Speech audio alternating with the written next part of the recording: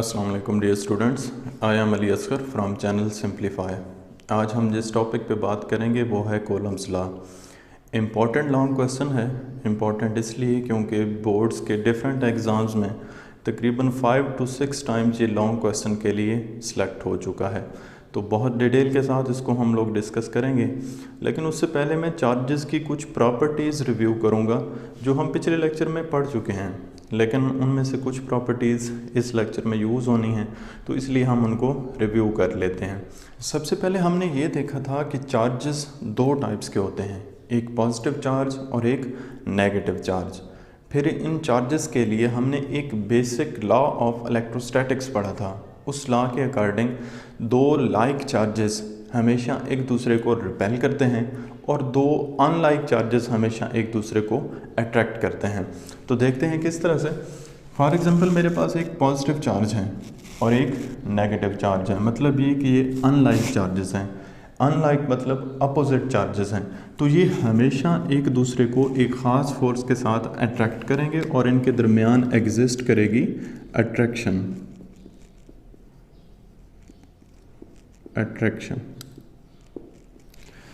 Similarly मेरे पास एक positive charge है और कुछ डिस्टेंस पर एक और पॉजिटिव चार्ज पड़ा हुआ है, तो ये दोनों सेम चार्जेस हैं, लाइक चार्जेस हैं, तो ये एक दूसरे को एक ख़ास फोर्स के साथ रिपेल करेंगे और इनके दरमियान एग्जिस्ट करेगी रिपल्शन।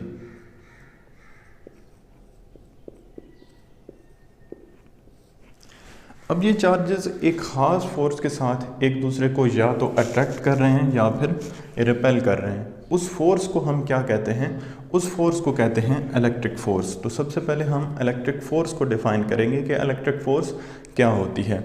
तो force of attraction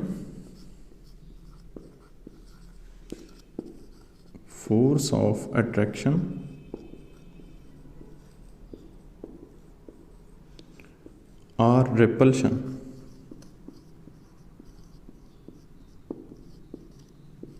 between 2 point charges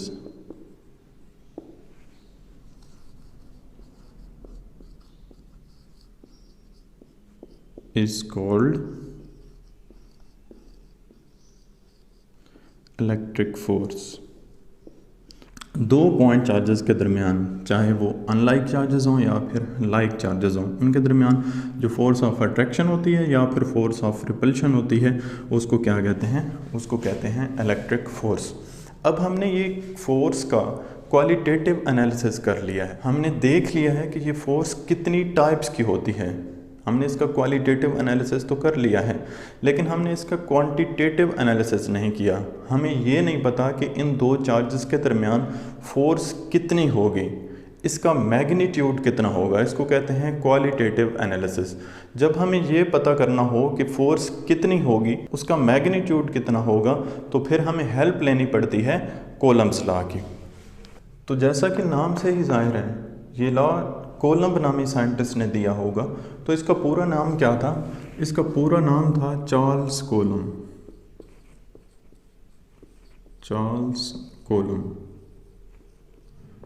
और याद रखना है, ये लॉ इसने 1784 AD में दिया था। इम्पोर्टेंट बात कि ये कोलम्ब फ्रेंच मिलिट्री इंजीनियर था। मिलिट्री में ये इंजीनियर था, तो इसको भी हम लोग लिख लेते हैं फ्रेंच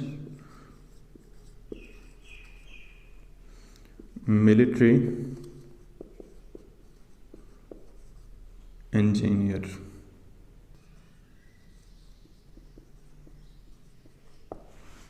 अच्छा, जब भी कोई लॉ साइंटिस्ट देता है तो वो एक बात बताता है कि मेरा ये लॉ इन कुछ कंडीशंस में वैलिड है। अगर वो कंडीशंस होंगी तो वो लॉ वैलिड रहेगा, और अगर वो कंडीशंस नहीं होंगी तो वो लॉ वैलिड नहीं रहेगा। तो इस कोलम्ब लॉ के लिए भी कुछ कंडीशंस हैं, इसकी कुछ लिमिटेशंस हैं। तो हम अब वो देखते हैं कि इस लॉ की कौन सी लिमिटेशंस हैं, कौन सी कंडीशंस हैं जिनमें ये लॉ वैलिड रहता है, और अगर वो कंडीशंस नहीं होंगी तो ये लॉ वैलिड नहीं रहेगा।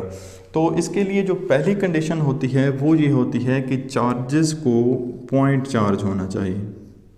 एक बात मैंने आपको पिछले लेक्चर में बताई थी कि ज़रूरी नहीं होता कि हमारे पास चार्जेस हमेशा पॉइंट चार्जेस हों। तो फिर हम इन चार्जेस को कैसे पॉइंट चार्जेस कंसिडर करते हैं? तो अगर हमारे पास दो चार्जेस हों तो इन दोनों चार्जेस के साइज से अगर इन दोनों के दरमियान का डिस्टेंस ज़्यादा होगा तो फिर हम इन दोनों चार्जेस को पॉइंट चार्ज कंसिडर करेंगे। तो ज़रूरी नहीं है कि हमारे पास हमेशा जिन चार्जेस के दरमियान हम फोर्स कंसिडर कर रहे हैं वो चार्जेस एक पॉइंट की तरह हों, लेकिन अगर उन दोनों चार्जेस के दरमियान का डिस्टेंस उन दोनों चार्जेस के साइज से ज़्यादा है तो फिर हम उन दोनों चार्जेस को पॉइंट चार्जेस कंसिडर कर सकते हैं।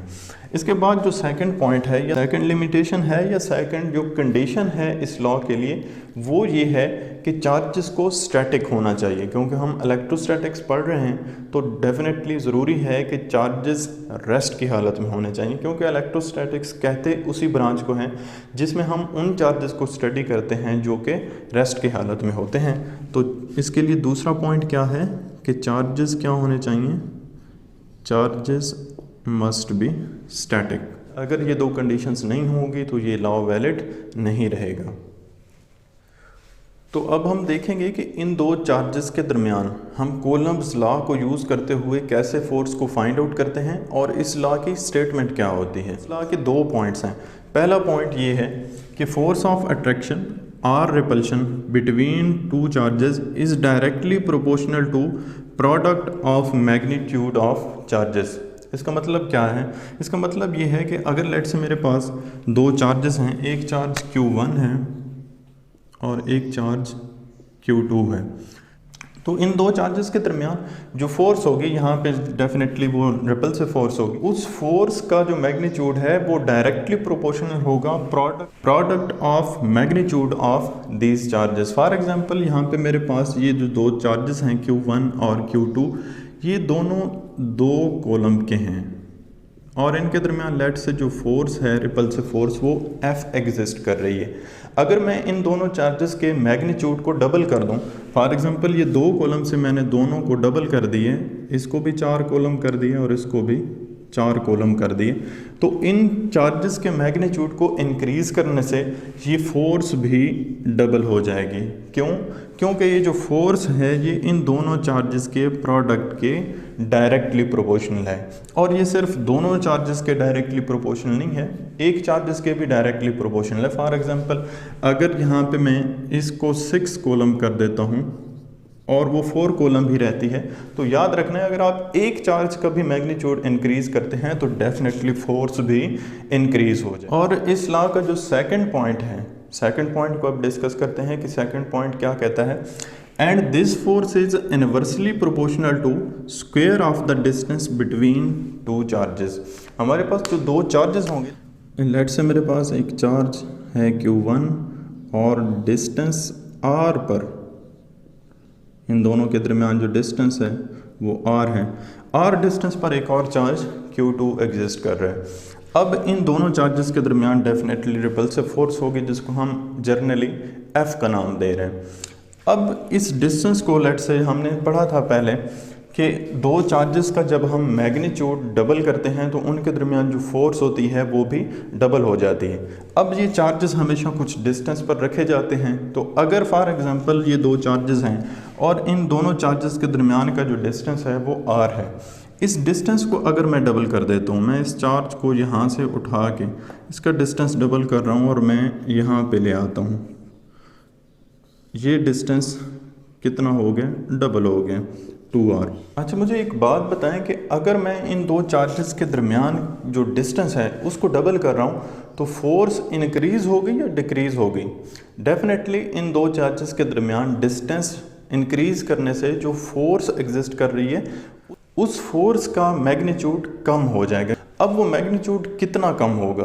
तो अक्सर स्टूडेंट्स का ये आंसर होता है कि अगर इन दोनों चार्जेस के दरमियान पहले फोर्स F थी और हम ये डिस्टेंस डबल कर रहे हैं तो ये फोर्स क्योंकि कम होनी है तो वो फोर्स हाफ हो जाएगी। तो ऐसा बिल्कुल नहीं है।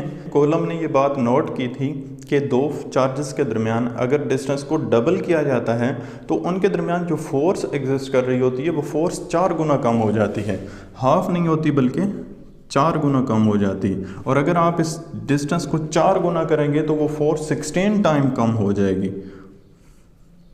मतलब ये जाती है कि इस फोर्स का इस डिस्टेंस के साथ इनवर्स रिलेशन है, और सिंपल डिस्टेंस के साथ इनवर्स रिलेशन नहीं है बल्कि डिस्टेंस के स्क्वायर के साथ इनवर्स रिलेशन है। तो अब यही बात हम लोग लिखेंगे कि f is inversely proportional to square of the distance, और यही हमारी स्टेटमेंट थी कि this force is inversely proportional to square of the distance between two charges. तो अब हम डिस्कस करेंगे कूलम्ब लॉ की मैथमेटिकल फॉर्म। स्टेटमेंट से हमारे पास दो एक्सप्रेशन आए थे, एक ये कि F जो है वो डायरेक्टली प्रोपोर्शनल होता है Q1 Q2 के, और दूसरा एक्सप्रेशन ये आया था कि ये फोर्स इनवर्सली प्रोपोर्शनल होती है square of the distance between two charges. इन दो एक्सप्रेशन को अगर मैं इकट्ठा करके एक ही एक्सप्रेशन में लिखना चाहूँ तो किस तरह से लिखूँगा, F proportional to Q1 Q2 over R square. ये इन दोनों एक्सप्रेशन को इकट्ठा करके मैंने एक ही एक्सप्रेशन में लिख दिया है। अब इस एक्सप्रेशन में प्रोपोर्शनैलिटी का साइन है। अगर इस एक्सप्रेशन को मैं इक्वेशन बनाना चाहूँ, मतलब ये कि इस प्रोपोर्शनल के साइन को मैं ख़त्म करके इक्वल टू का साइन लगाना चाहूँ, तो फिर डेफिनेटली मुझे एक कांस्टेंट इंट्रोड्यूस करवाना पड़ेगा, और वो कांस्टेंट होगा k। तो यहाँ से f इक्वल टू कांस्टेंट लगाएंगे, और वो कांस्टेंट है k Q1 Q2 over R square. तो ये जो k कांस्टेंट मैंने लिखा है, इस कांस्टेंट को एक ख़ास नाम दिया जाता है और इसको कहते हैं कूलम्ब्स कांस्टेंट। क्योंकि ये कांस्टेंट कूलम्ब ने इंट्रोड्यूस करवाया था, इसलिए इसको नाम दिया जाता है कूलम्ब कांस्टेंट का। क्या कहते हैं इसको? इसको कहते हैं कूलम्ब्स कांस्टेंट।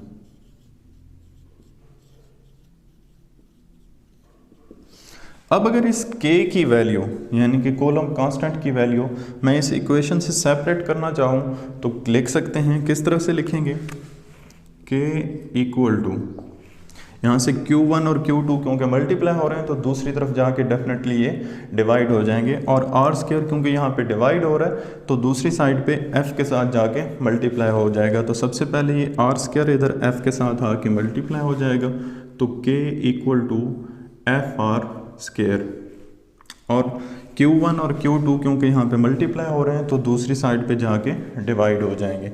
तो k equal to F R square over Q1 Q2। ये हमारे पास k के लिए एक एक्सप्रेशन बन गया। अब हम इस k का यूनिट फाइंड आउट करेंगे, यानी कि कूलम्ब कांस्टेंट का यूनिट फाइंड आउट करेंगे। तो यूनिट कहाँ से फाइंड आउट होगा? जाहिर सी बात है वो इस इक्वेशन से फाइंड आउट हो गया। इस इक्वेशन में जो जो क्वांटिटीज़ इन्वॉल्व हैं हम उनके यूनिट्स लिखेंगे, तो k का यानी कि कूलम्ब कांस्टेंट का हमारे पास यूनिट आ जाएगा। तो सबसे पहले f यानी कि फोर्स का यूनिट होता है न्यूटन, और r क्योंकि एक डिस्टेंस है तो डिस्टेंस का यूनिट होता है मीटर, और यहाँ पे r का क्योंकि स्क्वायर है तो मीटर स्क्वायर। और डिवीजन में हमारे पास Q1 Q2 हैं, और Q1 Q2 दोनों चार्जेस हैं, आपस में मल्टीप्लाई हो रहे हैं, और चार्ज का यूनिट होता है कूलम्ब, तो कूलम्ब स्क्वायर आ जाएगा यहाँ पे।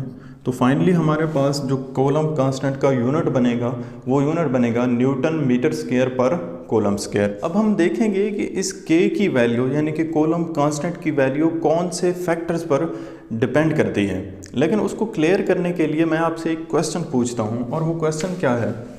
लेट्स से मेरे पास एक चार्ज Q1 है और एक चार्ज Q2 है, इन दोनों के दरमियान जो डिस्टेंस है वो डिस्टेंस r है। अब यहाँ पे रिपल्सिव फोर्स एग्जिस्ट करेगी, लेट से मैं उसको फोर्स को F का नाम दे देता। आपने बताना ये है कि अगर मैं इन दो चार्जेस के दरमियान कोई मीडियम रख देता हूँ, लेट से मैंने ये बोर्ड मार्कर रख दिए हैं, मुझे ये बताएं कि इस फोर्स का मैग्नीट्यूड कम होगा या ज़्यादा होगा। तो अंडरस्टूड बात है कि इस फोर्स का मैग्नीट्यूड कम हो जाएगा, क्योंकि हम इन दो चार्जेस के दरमियान जो फोर्स एग्जिस्ट कर रही है हम उसके दरमियान एक मीडियम रख रहे हैं, मतलब उसका रास्ता ब्लॉक कर रहे हैं एक तरह से, तो वो फोर्स क्या होगी, रिड्यूस होगी।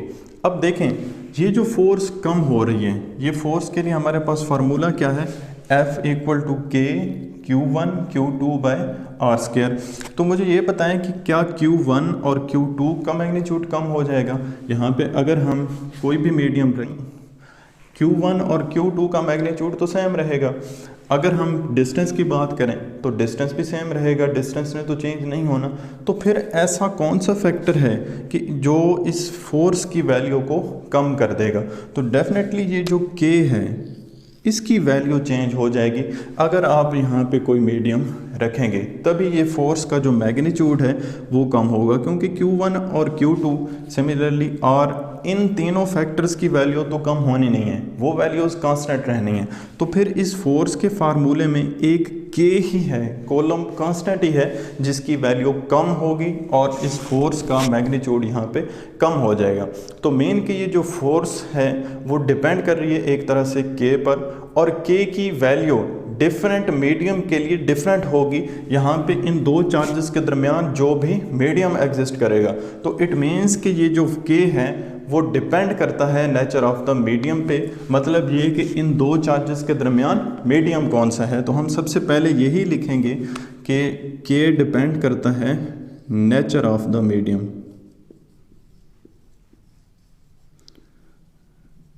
Nature of the medium. इसके अलावा K की वैल्यू किस चीज़ पे डिपेंड करती है? दूसरा फैक्टर है सिस्टम ऑफ द यूनिट्स। यहाँ पे हमने ऐसा यूनिट्स में K की वैल्यू लिखी थी, newton metre square over coulomb square. अगर हम सिस्टम इंटरनेशनल के अलावा कोई और यूनिट्स लिखते हैं, फॉर एग्जांपल CGS सिस्टम ले लेते हैं, तो K की वैल्यू चेंज हो जाएगी, और अगर K की वैल्यू चेंज होगी तो अल्टीमेटली फोर्स की वैल्यू भी चेंज हो जाएगी। तो दूसरा फैक्टर कौन सा है? System of the system of units.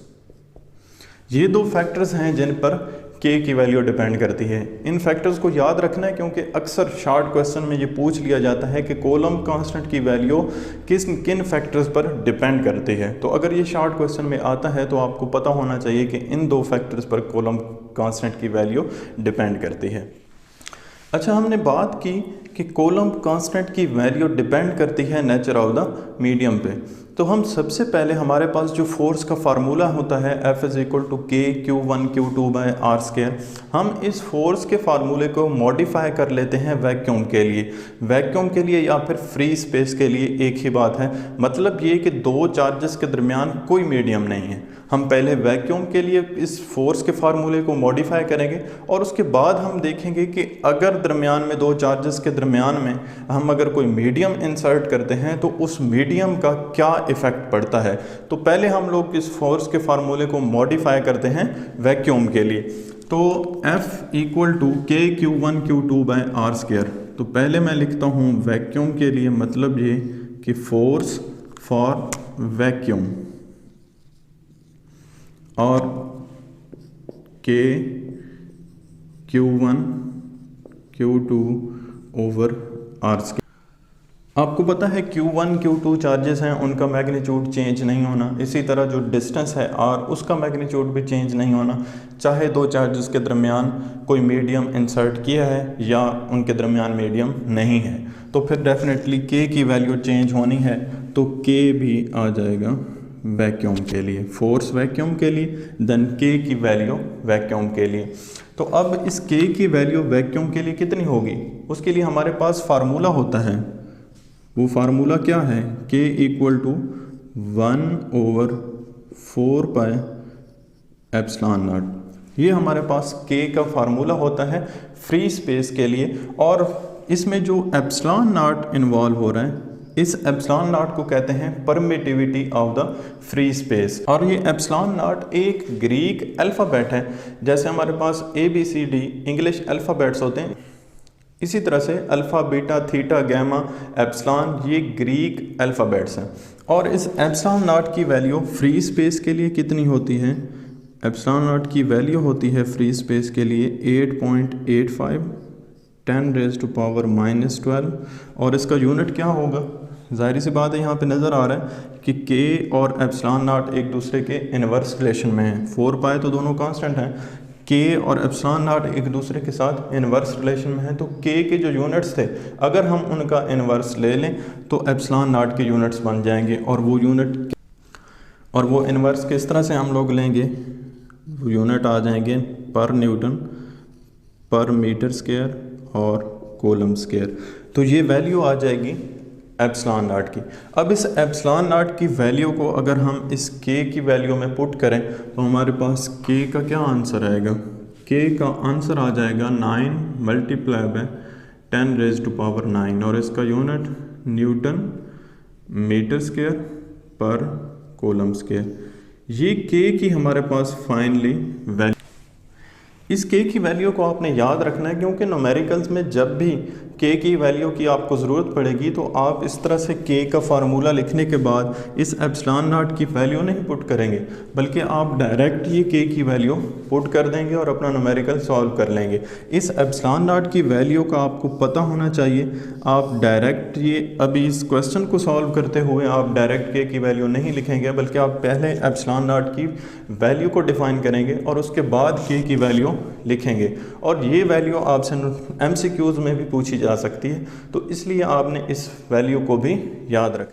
तो ये के की वैल्यू अगर हम यहाँ पे पुट कर दें तो फाइनली फोर्स का जो फार्मूला बनेगा वैक्यूम के लिए या फ्री स्पेस के लिए वो क्या बनेगा, वो बन जाएगा force for vacuum equal to 9 multiply by 10 raise to power 9 Q1 Q2 over R square.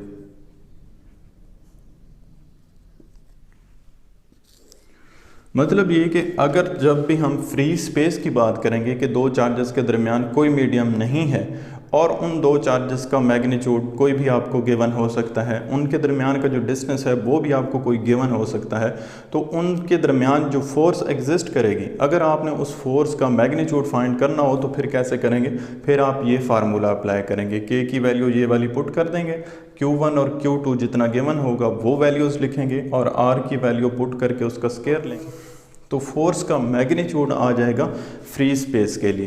तो ये हमारे पास फार्मूला है कूलम्ब लॉ का, जिसके ज़रिए हम लोग दो चार्जेस के दरमियान फोर्स फाइंड आउट करते हैं। तो स्टूडेंट्स ये था हमारा आज का लेक्चर। होपफुली आपको सारी बातों की अच्छी तरह से समझ आ गई हो। आपसे मुलाकात होगी नेक्स्ट लेक्चर में, तब तक के लिए अल्लाह हाफिज़।